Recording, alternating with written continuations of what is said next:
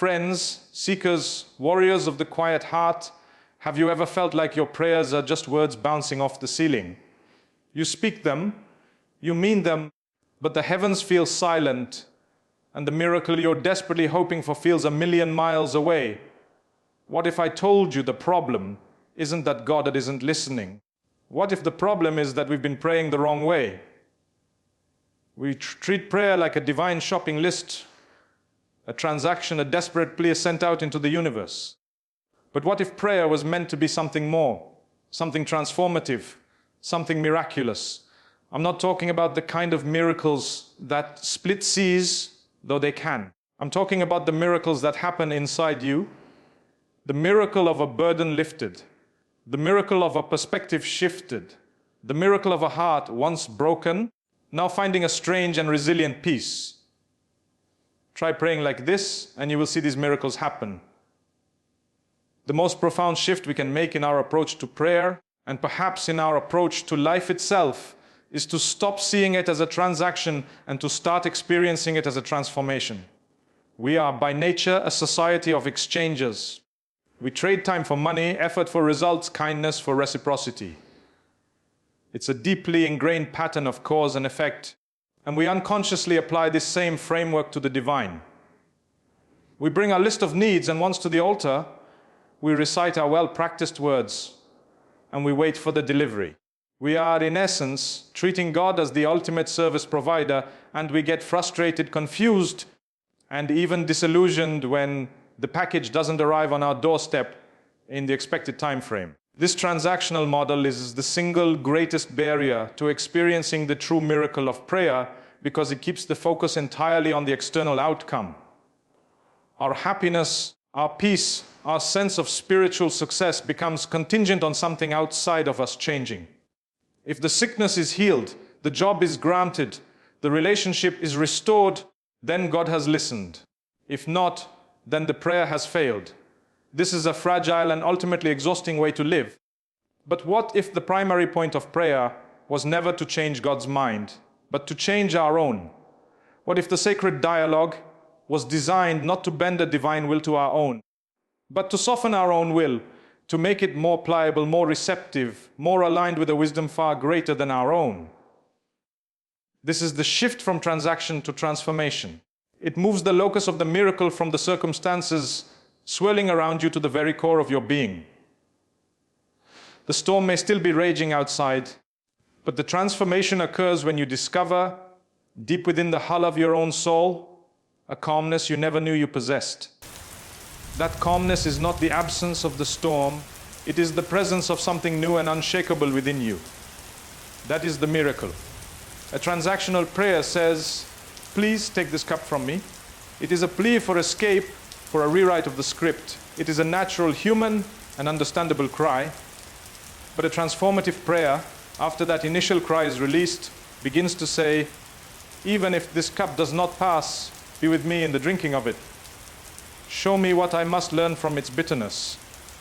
Forge in me a strength that can only be born from this particular struggle. Do you see the difference? The first prayer seeks to avoid the journey. The second prayer seeks to sanctify it.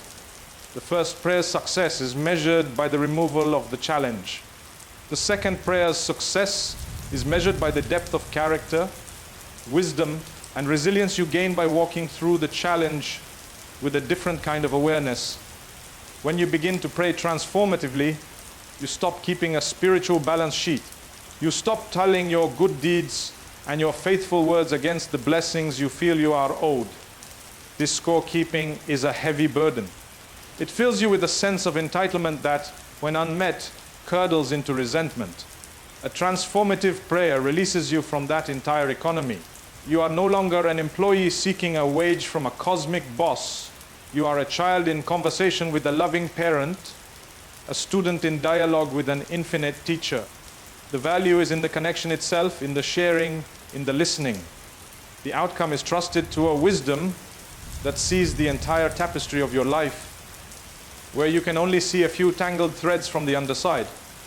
This is where the real magic begins to happen. As you release the desperate grip on your desired outcome, a space opens up inside you.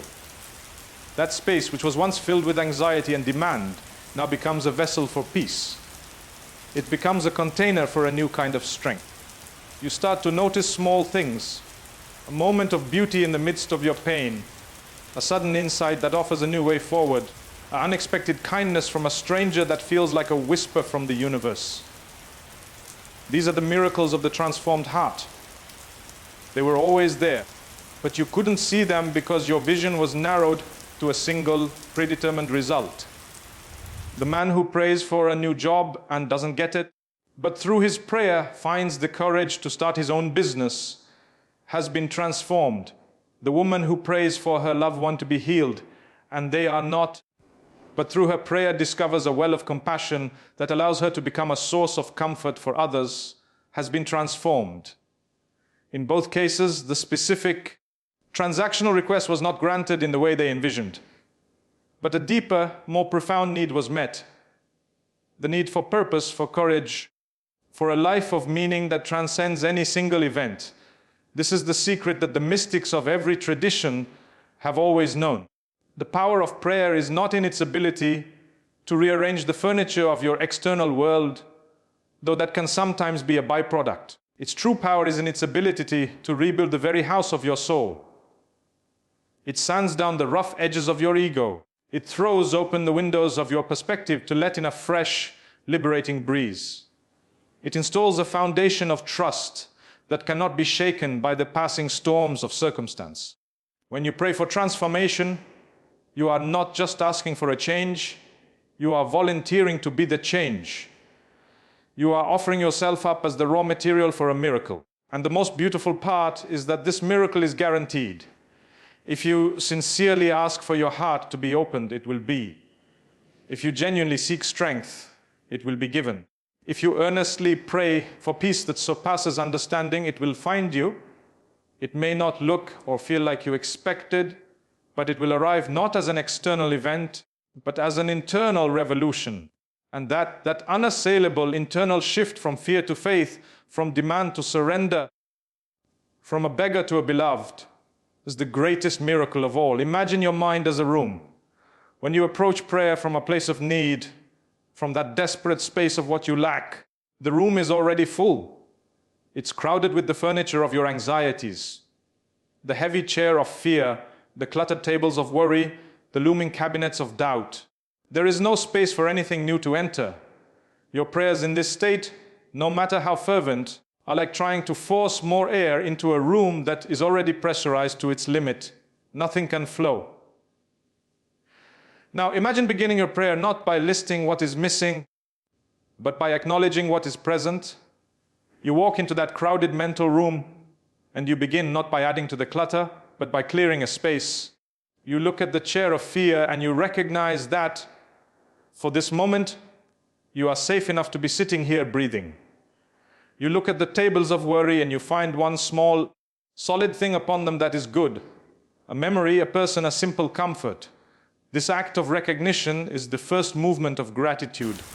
It is not a denial of the struggle. It is a conscious decision to widen the aperture of your attention to include the light as well as the shadow. This is the primal power of gratitude. It is not a passive feeling that happens to you when circumstances are perfect. It is an active, forceful choice to reconfigure your perception, to create a vacuum into which miracles can flow. Gratitude is the fundamental reorientation from a mindset of scarcity to one of sufficiency. A scarcity mindset is a state of perpetual hunger. It tells you that you are incomplete, that you are defined by what you do not have, that you cannot be whole until a specific set of conditions is met. This mindset is a prison, and it makes prayer a frantic rattle on the bars of that prison. But when you consciously practice gratitude, you are essentially conducting a reality check. You are forcing your awareness to land on the evidence of your current sustenance.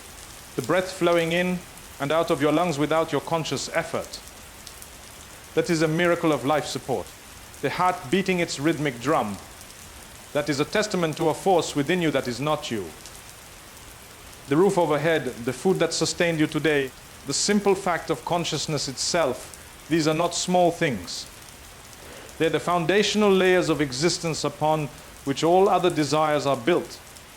To be grateful for them is to acknowledge the ground you are standing on. You cannot build a stable structure on a foundation you refuse to acknowledge. Gratitude is the act of touching that ground, of feeling its solidity, and realizing you are not floating in a void of lack, but are already standing in a field of provision. This is why it must be primal. It must come first. To launch immediately into a list of requests is to ignore the feast that has already been laid out on the table in your frantic search for the dessert menu. It is a spiritual non sequitur. How can you genuinely ask for more from a universe you have not even thanked for what it has already given? Primal gratitude establishes the relationship. It sets the tone. It is the thank you that precedes the please, and in doing so it transforms the dynamic entirely. You are no longer a stranger making demands. You are a member of the household, acknowledging the ongoing generosity of the host. This shifts your energy from one of grasping need to one of receptive trust. You are operating from a place of acknowledged blessing, and that frequency naturally attracts more blessing. It's a spiritual law as reliable as gravity energy flows where attention goes. When your attention is relentlessly focused on the holes in your life, you only make the holes seem bigger and more real. When you wrench your attention to the wholeness that already exists, the patches of solid ground, the moments of grace, the gifts you've been given, you begin to strengthen and expand that wholeness. This practice, like any discipline, requires a retraining of a brain that is wired by evolution to spot problems. It will feel forced at first. You may sit in a moment of pain and struggle to find a single thing to be grateful for.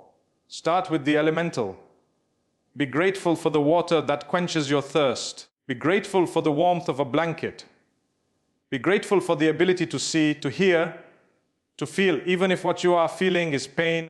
For the capacity to feel is the capacity to be alive. This is not about slapping a Pollyannish smile on a broken heart. It is about the profound and rebellious act of asserting that even in the midst of the storm, there is still a ship and you are still in it. This act, this stubborn insistence on finding the ember of light in the overwhelming darkness, is what creates the psychological and spiritual space for a shift to occur. The miracle that follows may not be the sudden removal of the problem. The miracle is that you find your footing within the problem. The burden does not disappear, but your shoulders strengthen. The anxiety does not vanish, but a small, steady core of calm emerges within it. The answer to your prayer does not fall from the sky, but a path forward, one you were previously blind to, suddenly becomes visible. This is because gratitude has cleared the static from your inner receiver. It has quieted the noise of lack and allowed you to hear the quieter, more subtle frequency of guidance and grace. You begin to see the helping hands that were always extended, the opportunities that were always present, the inner resources you had forgotten you possessed. You realize that the miracle was not something that needed to be sent from afar. It was something that needed to be uncovered from within the reality you already inhabit. And it all begins with that simple, profound, and powerful decision to say thank you for what is before you ever ask for what could be.